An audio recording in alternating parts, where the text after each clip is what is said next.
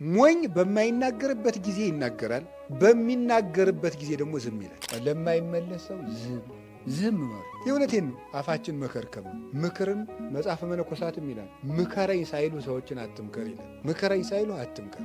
መጽሐፍ ስታነቡ እንቅልፋችሁ ከመጣ አንብቡ። ዝም ብላችሁ ድገሙበት። ነገር ተቆር ዛሬ ስታነቡ እንቅልፋችሁ ይመጣል፣ ነገም ድገሙበት፣ ከነገ ወዲያም ደግሞ ከደገመ ድገሙበት። ሰይጣን እንደ ሰው ነው፣ ይሰለቻል፣ ጽናት አይወድም። አይ እንግዲህ እዚህ ሰውዬ ጋር ጭቃጭቄ ብሎ ይተዋቸዋል። ኧረ ቅዱስ ሚካኤል ምን አርጌ ነው? ኧረ እንዲሁ ሀብት ስጠኝ። 5ቱ መክሊት ላይ ሰርተሃል ቢልሃው ምን ትመልሳለች? በሞቴ እዚህ ላይ ከሰራችሁ እርግጠኛ ነኝ እኔ የሥጋም የነፍስም ሀብት ታገኛላችሁ። ሰው መውደዱንም ታገኙታላችሁ። መላውንም የውሳኔ አሰጣጡንም ከሰው ጋር የመኖር ጥበቡንም እዚህ ውስጥ አለ። ሰው የዘራውን የሚያጭደው። ስንወደው የሚወደን ሰው እናገኛለን። እየጠላ ነው የሚወደን አናገኝ። ስንወደው ነው የሚወደን ሰው ሁሉ። ስለዚህ ፍቅር መክሊት ነው፣ ክርስቶስ የሰጠን መክሊት ነው።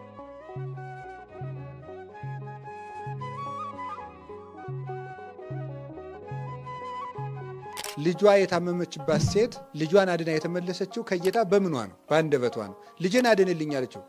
የልጆች ለፍርፋሪ አይሰጥም አለ።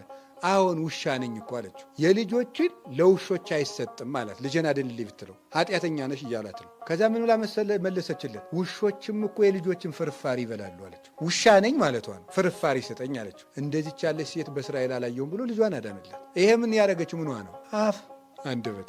አንደበት አውሬ ያገርማል። ኤልያስ ሰማይን የለጎመው በምኑ ነው? በአንደበቱ ነው። እሳት ያወረዱ በአንደበታቸው። ስለዚህ አንደበታችንን መጠቀሚያ ማድረግ፣ ክፉ ነገር እንዳይወጣበት አፋችንን መጠበቅ ያስፈልጋል። ትልቁ መክሊት ይሄ ነው። በአፍ ዝም ብሎ መኑ ዘይፈቅድ ሃዮ ወመኑ ዘይፈቅድ ይራይ መዋዕለ ሰናያተ። በጎ ዘመኖች መኖር የሚፈልግ በሕይወት መኖር የሚፈልግ በጎ ነገር የሚደረግባቸውን ዘመኖች ማየት የሚፈልግ ማን ነው አለ ቅዱስ ዳዊት። ምን አለ?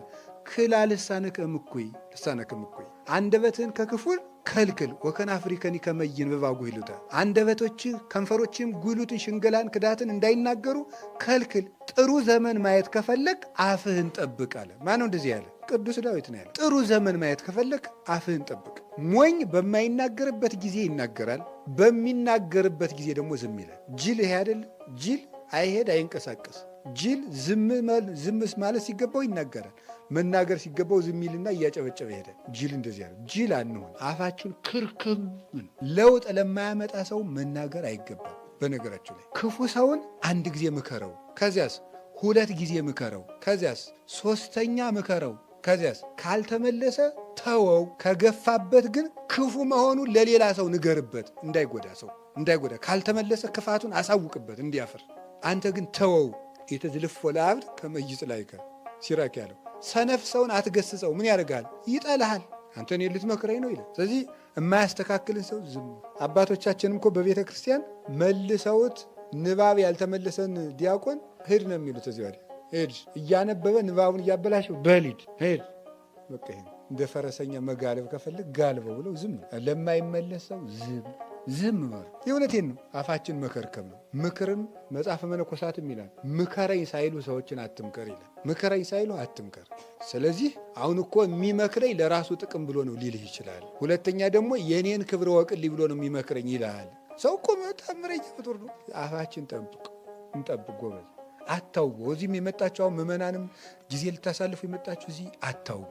ፖለቲካ ምናምን አታውጉ። እዚህ እናንተ እዚህ የምርጫ ውድድር አልመጣችሁ፣ ፖለቲካ ልታራምዱ አልመጣችሁ። አርፋችሁ ቁጭ ብላችሁ እግዚአብሔርን ፈልጋችሁ ይሄዱ። እውነቴን ነው። ለውጥ የማያመጡበትን ወሬ ማውራት ጅልነት ይባላል። ይሰማችኋል? አሁን እዚህ የምታወጉት ፖለቲከኛ ይሰማችኋል?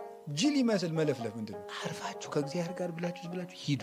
አታውጉ። መናኙንም እንደዚህ አይነት ወሬ አታስለምዱ። አባ እማ እያላችሁ እየቀረባችሁ ነውር። አፋችንን ከርክም። እንደ የኔታ ጥበቡን አንዱ ሂዱ ያላቸውን ብዙ ጊዜ ተናግሬዋለሁ።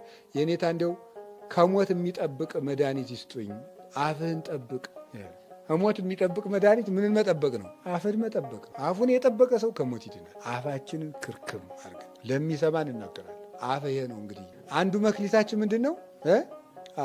አፍ ነው። እንዳይደክማችሁ ግንጭላችሁ ሁላ ስታወጉ እንዳይደክማችሁ፣ አቡነ ስትደክሙ እንዳይደክማችሁ ዝም በሉ እስቲ ሲሉ እኮ ይደክማል። ይሄ ራሱ እንደዚህ ይደክማል። ኋላ አቡነ እንዲህ ብሎ ይደገመናል። መድከም በቃ የመላቀቅ ዋብቀው አፉ ሆሟል። እንዲህ እኮ ያለ እኮ ቅዱስ ዳዊት ወዱ አይደለም? አፋቸውን አላቀቁት አለ።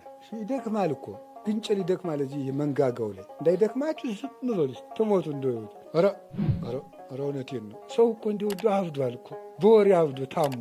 አንድ ሰውዬ አለ አይደል የተባለ እንዲሁ እንዳታወጋ ብለውታል። ንጉሱ መላጣ ሆነው ነው አሉ አይቷቸው እና እንዳታወጋ አሉታል። ወጉ በላው አሉ እንደንትን እንዳውሪ ቢናገር ይቀጥሶ ጉድጓድ ቆፍሮ አሉ። እዚያ ገብቶ ምድር ሰሚ ንጉሱ መላጣ ናቸው አለ። ኧረ በሽታ ነው ይሄ፣ ደዌ ነው። ማምላክን ይሄ ደዌ ነው። እንዲህ ዝም ብንል ምን ይሆናል? እጂ ይህ እንዲሁ ቤሳ አለ መርፌ አለ የሚል ቱስ ይላል የገጠር ሰው። እንደዚያ የሚል ሰው ነበር። እንዲህ ያን የሚመስል ያንን በእርባታና ዲዲት የሚረጭ ነበረ። በዚያ ድሮ ልጅ ሆነን በዚያ የሚረጭ ያን የሚመስል ሰው ወግዞ ጡን ጅራቷ የተቆነጠለች ፍየል ይመስል እንዲሁ እውነቴን ነው። አዛኝ ተው ወግ ተው። የአፍ እኮ መክሊት ነው። ዝም ብሎ መለፍለፊያ አይደለም። እንዲህ ነውር ነው። እንዲህ እውነቴን ነው፣ ነውር ነው። ዝም ብሎ መለፍለፊያ ማውሪያ መደረቻ አይደለም። አፍ ሲም እግዚኦ አቃቤ ላፉየ ወማይጾ ዘአቅም ለከናፍሬ ያለ ነቢዩ ለዚህ ነው። ለአንደበቴ መዝጊያን አብጅለት ያለው ለዚህ ነው። ይሄ ነው እንግዲህ አፍ። ሌላስ በዓይን ደግሞ መጽሐፍ መመልከት፣ በጆሮ መስማት። የሰው ችግር አዳምጡ። ልቅ ጀግና ከሆናችሁ የሰው ችግር የሚሰማ ሰው እግዚአብሔር የእሱን ችግር ይሰማዋል። እውነቴን ነው። የጌዴዎን ልጅ ቁሞ ምንድን ነበር ያለ? ስምዑኒ ሰባ እስራኤል እግዚአብሔር ይስማዕክሙ። የእስራኤል ሰዎች እኔን ስሙኝ እናንተንም እግዚአብሔር ምን ይበላችኋል? ይስማችኋል። ሰውን ስንሰማ